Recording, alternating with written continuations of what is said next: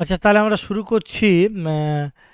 Third সেমের যে first টপিকটা রয়েছে সেটা হচ্ছে the night train at Deoli by Ruskin Bond. খুব ভালো লাগবে স্টোরিটা। তো স্টোরিটা জানার আগে আমরা এখান থেকে কিছু ব্যাকগ্রাউন্ড ইনফরমেশন নিয়ে নেব। আচ্ছা, রাইটারের নাম হচ্ছে রাস্কিন বন্ড। তো রাস্কিন বন্ড বেসিক্যালি একজন ব্রিটিশ বংশোদ্ভূত ভারতীয় লেখক। ঠিক আছে।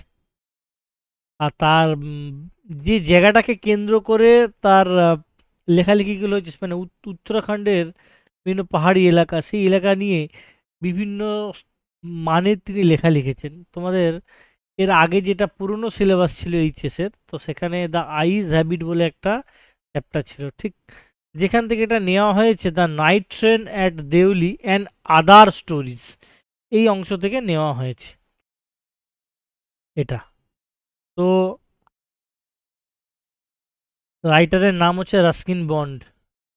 অত্যন্ত সিগনিফিকেন্ট আমাদের। আমরা যখন মাধ্যমিক দিচ্ছিলাম সেই সময় আমরা পড়েছিলাম, বা তোমরা যখন আরেকটু হায়ার ক্লাসে উঠবে সেখানেও পড়বে। তো এই যে রাইটার রয়েছে, তো তো এই রাইটার এর মানে ভারতীয় শিশু সাহিত্যে যে রয়েছে, শিশু সাহিত্যে তার একটা বড় ভূমিকা রয়েছে। বিভিন্ন ধরনের লেখালেখি তিনি কিন্তু লিখেছেন। আচ্ছা, কবে এটা প্রকাশিত হয়েছিল? না 1988। শুধু ইনফরমেশনগুলো জানবো, এর বাইরে এখানে তেমন কোনো আলাদা ভূমিকা নেই। আচ্ছা, তো এখানকার মেন যে ক্যারেক্টার মানে যাদেরকে কেন্দ্র করে হচ্ছে সেটা হচ্ছে ওই ন্যারেটার, আর তার সাথে হচ্ছে বাস্কেট সেলার গার্ল। আচ্ছা, মনে রাখতে হবে এটা হচ্ছে first point, first person point of ভিউতে লেখা হয়েছে।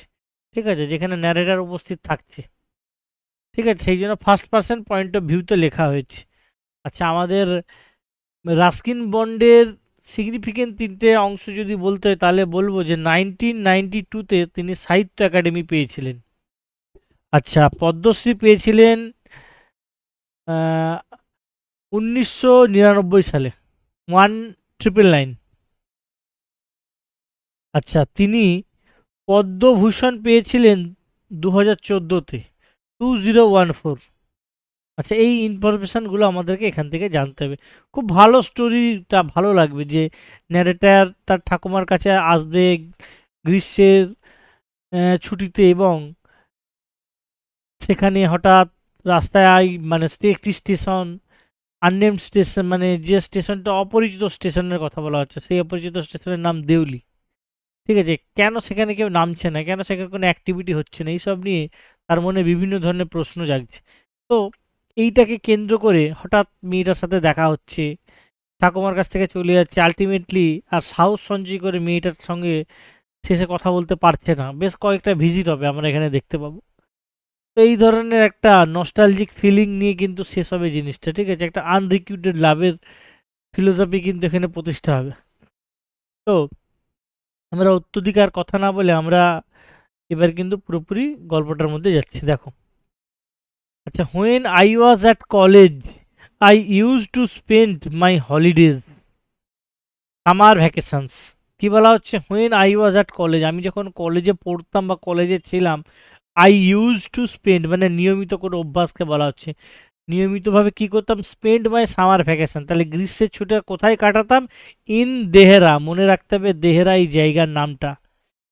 ঠিক আছে, এই জায়গার নামটা একটু মনে রাখতে হবে।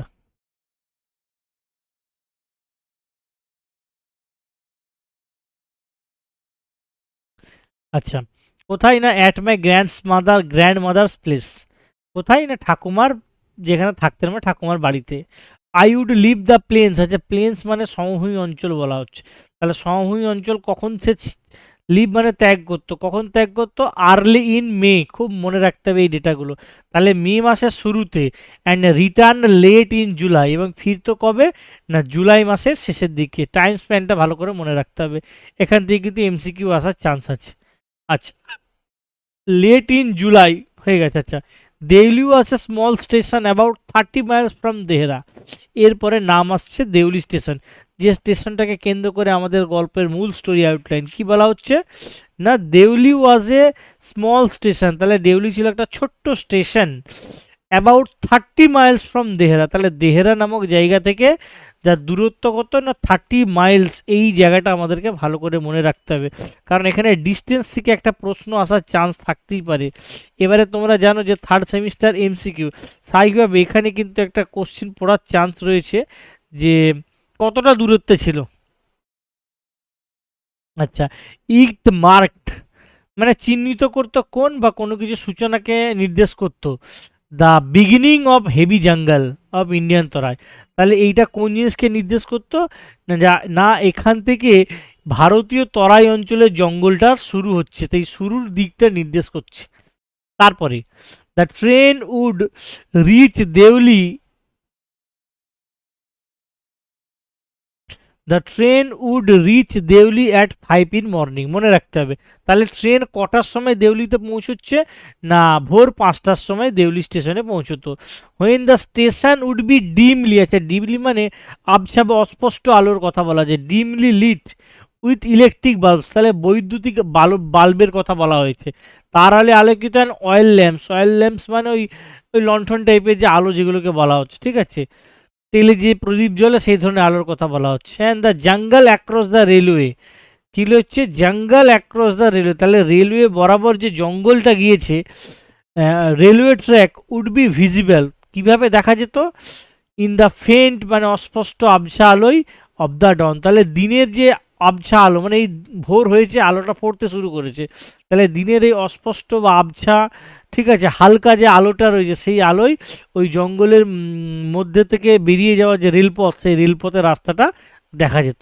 ট্র্যাক মানে এখানে পথের কথা বা রেলপথের কথা বলা হচ্ছে। আচ্ছা, দেউলি হ্যাড, মনে রাখতে হবে কী কী ছিল দেউলিতে। Deoli had a lone platform, তাহলে কী ছিল, একটা একাকী প্ল্যাটফর্ম ছিল। And office for the station master, তাহলে স্টেশন মাস্টারের জন্য এক ধরনের অফিস ছিল। অ্যান্ড ওয়েটিং রুম, এবং কী ছিল, অপেক্ষাগৃহ বা প্রতীক্ষালয় যেগুলোকে আমরা বলি। দ্য প্ল্যাটফর্ম বোস্টেড, আচ্ছা বোস্টেড মানে গর্ব করা বা অহংকার করা, কী নিয়ে গর্ব বা অহংকার করতো, কী কী ছিল দেখো, এ টি স্টল একটা চায়ের দোকান, আচ্ছা এ ফ্রুট ভেন্ডর একটা ফল বিক্রেতা, অ্যান্ড ফিউ স্ট্রে ডগ, স্ট্রে মানে ভবঘুরের কুকুরের কথা বলা হয়েছে, ঠিক আছে, রাস্তার কুকুর বা অনেক জায়গায় বেওয়ারিশ কুকুরও বলা হয় তাকে, ঠিক আছে। নট মাচ এলস, এর থেকে আর বেশি কিছু নয়। বিকজ দ্য ট্রেন স্টপড দেয়ার, কারণ ট্রেনটা সেখানে থামতো, ফর অনলি 10 মিনিটস, মাত্র 10 মিনিট, এই জায়গাটা মনে রাখতে হবে। তাহলে কতক্ষণ স্টেশনে দাঁড়াতো, 10 minute, before রাসিং into the jungle, ওই জঙ্গলের ভেতরে প্রবেশের পূর্বে 10 মিনিট দেউলি স্টেশনে দাঁড়াতো। আচ্ছা, why it stopped at Deoli, আচ্ছা এটা কেন দেউলিতে দাঁড়াতো, আই ডোন্ট নো, আমি জানি না। নাথিং এভার হ্যাপেন্ড দেয়ার, সেখানে কোনোদিনই কখনোই কিছু ঘটেনি। আচ্ছা, nobody got off the train and nobody got in, তাহলে কেউই ট্রেন থেকে নামতো না, কেউ ট্রেনে উঠতো না। আচ্ছা, নাথিং এভার হ্যাপেন্ড দেয়ার, সেখানে কখনো কিছু ঘটতোও না, ঠিক আছে। এরপরে হ্যাঁ, একই লাইন আবার রিপিট করে গেছি, সরি। তারপরে দেয়ার ওয়ার, আচ্ছা there were never any coolies on the platform, তাহলে সেখানে কখনো কোনো কুলিও দেখা মিলতো না। এই জায়গাটা মনে রাখতে হবে। আমি এতক্ষণ কিন্তু আমরা পেয়েছি দেউলি স্টেশনে কি কি ছিল, এবার কিন্তু একটা অন্য কোশ্চিন আসতে পারে এখানে, যে দেউলি স্টেশনে কি ছিল না, তাহলে দেউলি স্টেশনে কি ছিল না, না কোনো কুলি ছিল না। But the train would halt, আচ্ছা হল্ট মানে কিছুক্ষণ থামা বা ওইখানে বিশ্রাম করার কথা বলা হচ্ছে, কিছুক্ষণ থামতো, ঠিক আছে। আচ্ছা কিছুক্ষণ থামতো কতদিনের জন্য, দেয়ার ফর ফুল 10 মিনিটস, ওই যে বললাম 10 মিনিটের জন্য ট্রেনটা সেখানে কিছুক্ষণ দাঁড়াতো। And then a bell would sound, তাহলে একটা ঘন্টার ধ্বনি শব্দ পাওয়া যেত, ট্রেন ছাড়বে তার হুইসেলের শব্দ। The guard will blow his whistle, তাহলে কী করতো ওই প্রহরী মানে ওই যে স্টেশন মাস্টারের যারা দায়িত্বে রয়েছে তারা কি করবে এবার, উম, তারা এবার ওখানে একটা হুইসেল বাজাবে, হুইসেল বাজালে এবার ট্রেনটা বেরিয়ে যাবে। আচ্ছা, presently Deoli would be left behind, এই সময় কি হতো, যেই মাত্র স্টেশন ছেড়ে ট্রেনটা আস্তে আস্তে আস্তে বেরোচ্ছে, আসলে ট্রেন এক এক প্রকার এখানে সিম্বল হিসেবে দেখানো হয়েছে, মানে জীবনের গতিময়তার প্রকৃতি প্রতীক হিসেবে এখানে কিন্তু দেউলি স্টেশনের ওই যে ট্রেনটা রয়েছে ট্রেনটাকে দেখানো হয়েছে, ঠিক আছে। ওই জন্য তো বলা হয় যে চলমানতাই জীবন, গতি জঙ্গমতা মৃত্যু। ঠিক আছে, চলমানতা তো এই প্রাণ, জীবন যে চলছে এগোচ্ছে, তার যে গতি, তার যে অ্যাক্টিভিটি, ঠিক আছে, তার যে স্পোর্টিভনেস, এই ব্যাপারটাকে কিন্তু বোঝানো হয়েছে।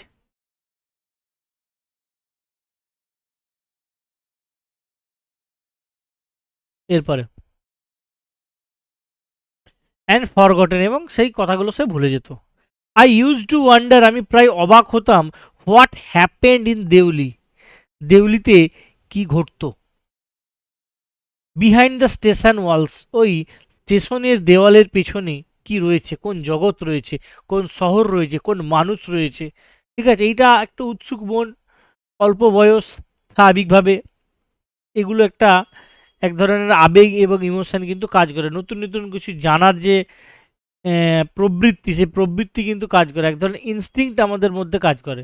আচ্ছা, I I always felt sorry, আমি সর্বদা কি করতাম না, দুঃখ প্রকাশ করতাম, for that lonely platform and for the place that nobody wanted to visit.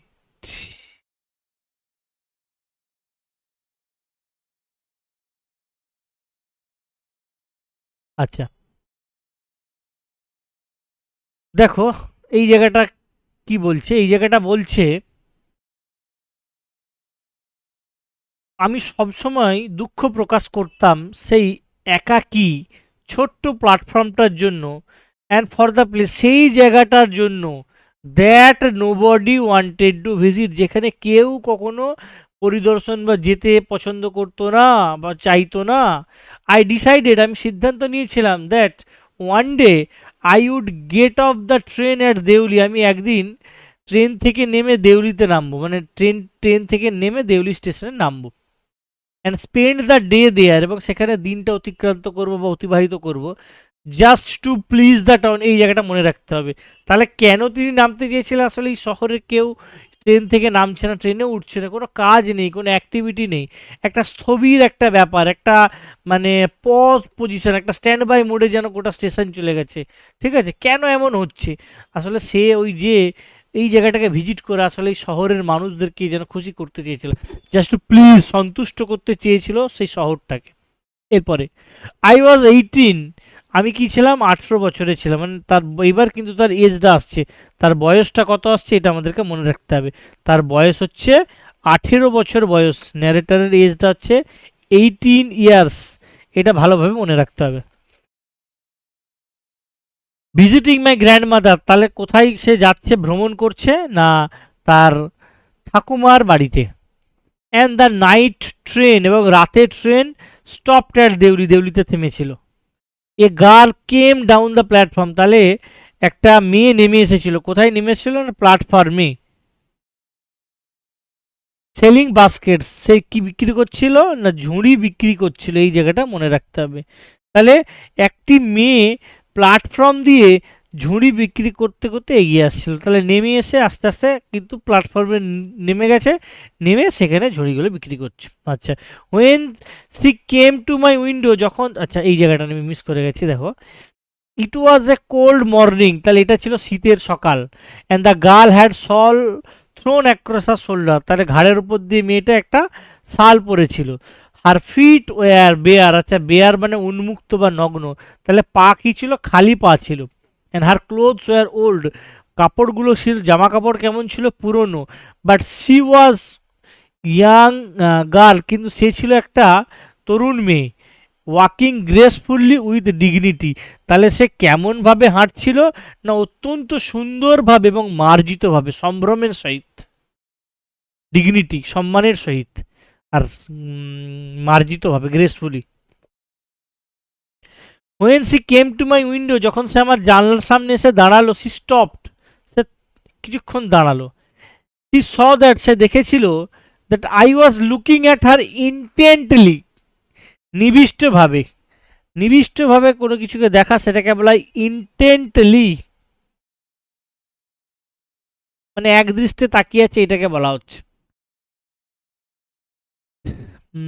But at first, কিন্তু প্রথমে সি প্রিটেন্ডেড, আচ্ছা প্রিটেন্ড কথার অর্থ হচ্ছে ভান করা, নট টু নোটিস। আচ্ছা, এটা একটা মেয়েদের প্রবৃত্তি, দেখবে মানে হয়তো তার দিকে কেউ নোটিস করছে সেটা বুঝতে পারছে, ঠিক আছে, যে আসলে তার দিকে কেউ তাকাচ্ছে, কিন্তু এমন ভান করবে আসলে সে যেন কোনোই কিছু লক্ষ্য করেনি, ঠিক তেমন। তো আমার দিকে যদি কেউ তাকিয়ে থাকে তাহলে আমি কিন্তু বুঝতে পারবো কেউ আমার দিকে তাকিয়ে আছে, মানে দূর আড়াল চোখেও কেউ যদি দেখার চেষ্টা করে। তারপরে তাহলে কি ভান করলো যেন সে সেই দিকে লক্ষ্যই দিচ্ছে না। আচ্ছা, সি হ্যাড এ পেল স্কিন, তার মানে শুষ্ক চুল, শুষ্ক কথা বলা যায়, মানে ফ্যাকাস হয়ে গেছে জিনিসটা, তাহলে চামড়াগুলো একটু ফ্যাকাস হয়ে গেছে। Set off by her shiny black hair, যা, আচ্ছা, আর চুলগুলো কেমন ছিল? অত্যন্ত উজ্জ্বল এবং কালো চকচকে চুল ছিল। আর কেমন ছিল? ডার্ক, মানে ঘন, অ্যান্ড ট্রাবেলড আইস, চোখ মুখ মানে চোখগুলো যেন খুব উদ্বিগ্ন ছিল, যেন খুব টেনশনের মধ্যে ছিল। অ্যান্ড দোজ আই, সেই চোখ, সার্চিং, যেন খুঁজছিল। অ্যান্ড এলোকোয়েন্ট, এলোকোয়েন্ট মানে বাগপটু, মানে না বলেও অনেক কিছু কথা বলে দিয়েছে, মানে চোখ থেকে যেন অনেক কথা কিছু বলে দিয়েছে, মানে চোখের মাধ্যমে অনেক কিছু অভিব্যক্তি হচ্ছে, এটাকেই বলা হচ্ছে, মানে চোখের ভাষা কিছু বলছে সেই ধরনের ব্যাপারকে।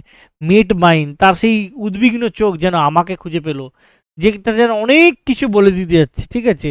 আচ্ছা, এলোকোয়েন্স কথার অর্থ হচ্ছে বাগপটু, অত্যন্ত ভালো কথা বলতে পারা, ঠিক আছে। তার যে চোখ তাকে খুঁজছিল, যে চোখ যেন অনেক কিছুর অভিব্যক্তি দিয়ে যাচ্ছিল, সেটা যেন আমাকে খুঁজে পেল। দেখো, হিউম্যান ইমোশন এইটাই। আচ্ছা, he stood by the window, সে কোথায় দাঁড়ালো? না, জানলার পাশে গিয়ে দাঁড়ালো। ফর সাম টাইম, কিছুক্ষণের জন্য। অ্যান্ড নেইদার অফ আস, আমাদের মধ্যে কেউই সেড এনিথিং, কেউই কিছু বললাম না। But when she moved on, যখন সে সেখান থেকে এগিয়ে চললো, আই ফাউন্ড মাই সেলফ, আমি যেন নিজেকে খুঁজে পেলাম, লিভিং মাই সিট, আমি যেন আমার জায়গাটা ছেড়ে এগিয়ে চলেছি, and going to the carriage door, ঠিক আছে, ওই গাড়ির যে দিকে, ট্রেনের দরজা,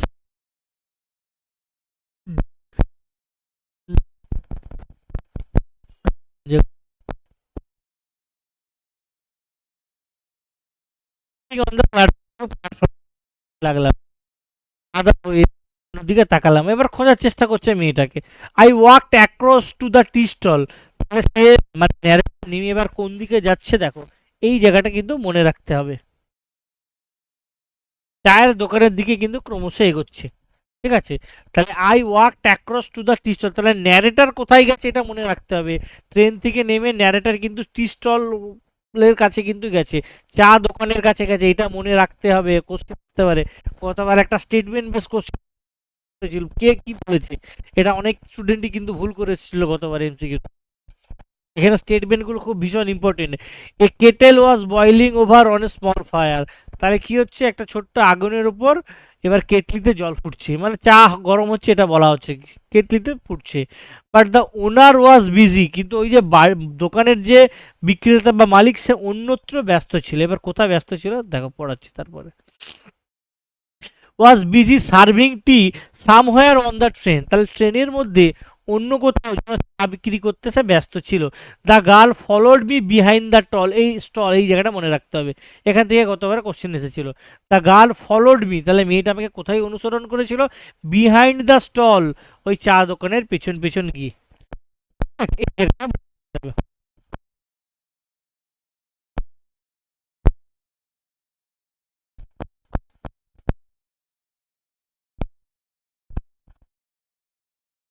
হুম।